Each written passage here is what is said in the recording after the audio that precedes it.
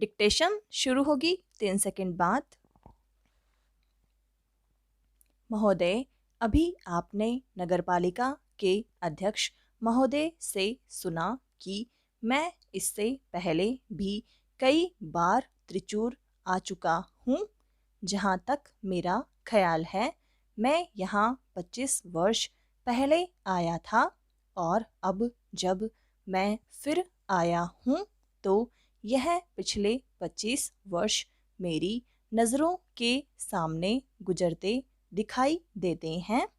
मैं देखता हूँ कि लंबे संघर्ष के बाद हमने कैसे आज़ादी हासिल की और उसके बाद कैसे हम और भी कठिन संघर्ष से जूझ रहे हैं।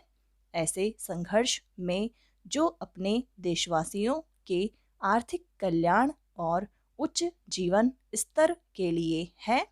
आर्थिक कल्याण के इस लक्ष्य से हर आदमी सहमत होगा, तब अनेक बातों में हमारा मतभेद क्यों होता है? विभिन्न पार्टियां क्यों हैं? विभिन्न पार्टियां होना अच्छा है, क्योंकि जब एक ही समस्या पर कई तरह से विचार किया जाता है तो उसके बारे में अधिक जानकारी मिलती है।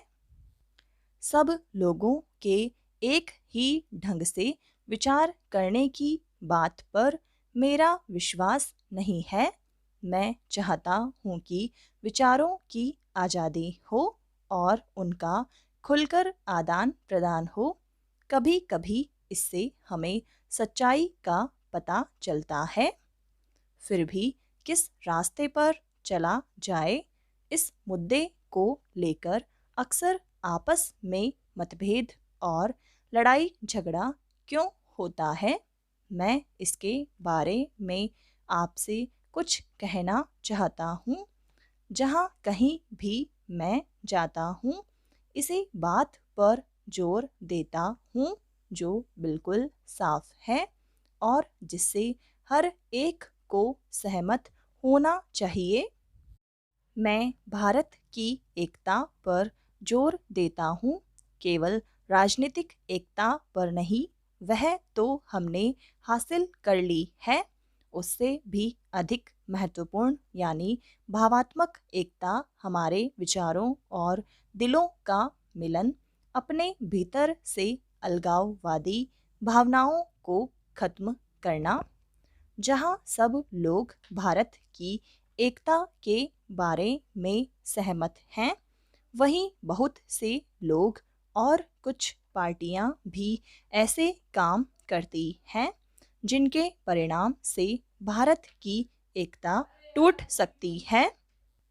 वे ऐसा क्यों करते हैं, मैं नहीं जानता। जब हम भारत के लोग एक और अपनी संस्कृति, समान उद्देश्य, मैत्री, प्यार आदि के बंधनों से बंधे हैं, दूसरी ओर दुर्भाग्यवश भारत में अलगाववादी और विघटनकारी प्रवृत्तियां छिपी हुई हैं जो कोई नई समस्या खड़े होते ही अपना सिर उठा लेती हैं। हम राज्यों के पुनर्गठन की बात करते हैं। हर हालत में हमें इस पर बात करनी चाहिए, लेकिन इतनी उत्तेजना और गुस्सा क्यों? आखिर इस अलगाववाद का क्या मतलब है? अपने साथियों के लिए आपके दिल में प्यार नहीं है, बल्कि नफरत है। जो लोग या राष्ट्र एक दूसरे को पसंद करते हैं, उनके आपस में नज़दीक आने में मुझे कोई आपत्ति नहीं है, लेकिन मुझे ऐसे लोगों के नज़दीक आने पर सख्त नफरत है जो दूसरों को नापसंद करते हैं। किसी को चोट पहुंचाने के लिए नज़दीक आना बुरी बात है। यही कारण है कि अंतर्राष्ट्रीय क्षेत्र में हम इन सैनिक गठबंधनों के खिलाफ हैं। महोदय, हमें ऐसी विघटनकारी प्रवृत्तियों से होशियार रहना चाहिए जो मौका पाते ही देश में सिर उठाने लगती हैं। इन विघटनकारी प्रवृत्तियों में कुछ ऐसी हैं जो सांप्रदायिकता की श्रेणी में आती हैं, अर्थात किसी धर्म की आड़ में खेली जाने वाली राजनीति जिसमें एक धार्मिक वर्ग को दूसरे से नफरत करने के लिए उकसाया जाता है। फिर प्रांतवाद या राज्यवाद की प्रवृत्ति है। हमारे देश में सबसे घातक और खतरनाक प्रवृत्ति शायद जातिवाद की है। जब जाति प्रथा शुरू हुई थी तो बहुत अच्छी रही होगी, लेकिन पिछले कुछ वर्षों से इसने हमें राष्ट्रीय और सामाजिक स्तर पर कमज़ोर कर दिया है। इसने हमें छोटे छोटे गुटों में बांट दिया है। इससे लोगों में वर्ग बन गए हैं। कुछ लोग अपने आप को उच्च जाति का कहते हैं तो कुछ मध्यम जाति का और कुछ निम्न जाति का, कुछ की तो कोई जाति ही नहीं है। इस तरह यह असमानता शुरू हुई जिसमें एक वर्ग दूसरे का शोषण करता है। मेरे विचार से भारत की कमजोरी और पतन का यही मुख्य कारण रहा है। इतिहास के ये सारे सबक हमारे सामने हैं।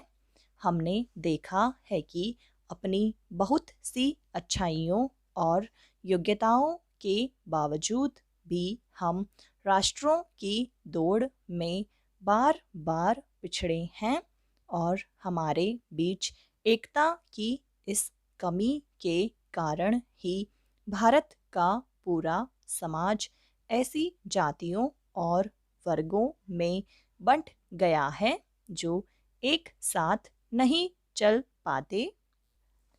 इसलिए मैं हर जगह भारत की एकता पर और सांप्रदायिकता, प्रांतीयता, अलगाववाद, राज्यवाद और जातिवाद से लड़ने की ज़रूरत पर जोर देता हूँ। जहाँ तक मैं समझता हूँ और आशा है आप भी वैसा समझते हैं, भारत के उत्तर दक्षिण तथा पूर्व और पश्चिम में कोई बंटवारा नहीं है। केवल एक भारत है जिसके हम सब, आप और मैं, उत्तराधिकारी हैं। यह हम सब का है। भारत का यह दक्षिणी भाग या वह त्रावणकोर कोचीन राज्य आपकी मिल्कियत नहीं है। इस पर मेरा भी उतना ही अधिकार है जितना आपका। इसी तरह हिमालय के उत्तरी राज्य हमारी मिल्कियत नहीं हैं। उन पर आपका भी अधिकार है। वे आपके भी उतने ही हैं जितने कि किसी अन्य भारतवासी के। इसलिए उत्तर से दक्षिण तक पूरा भारत प्रत्येक भारतवासी की साझी विरासत है। भारत का अब तक का हजारों वर्ष का इतिहास और उसकी समूची संस्कृति, चाहे वह उत्तर की हो या दक्षिण की अथवा किसी और स्थान की, हमारी साझी विरासत है। यही नहीं, हमारे सामने फैला विराट भविष्य भी हमारी साझी विरासत बनेगा। इस बहस के दौरान जो मुख्य मुद्दे उठाए गए हैं और आलोचना की गई है तथा सुझाव दिए गए हैं, उनके बारे में निसंदेह मेरे साथी माननीय रक्षा मंत्री महोदय जवाब देंगे। मैंने केवल रक्षा व्यवस्था के कुछ मुख्य और बुनियादी सिद्धांतों और खासकर हमारे सामने आने वाली समस्याओं की और सदन का ध्यान खींचने के लिए बहस में हस्तक्षेप किया है। समाप्त।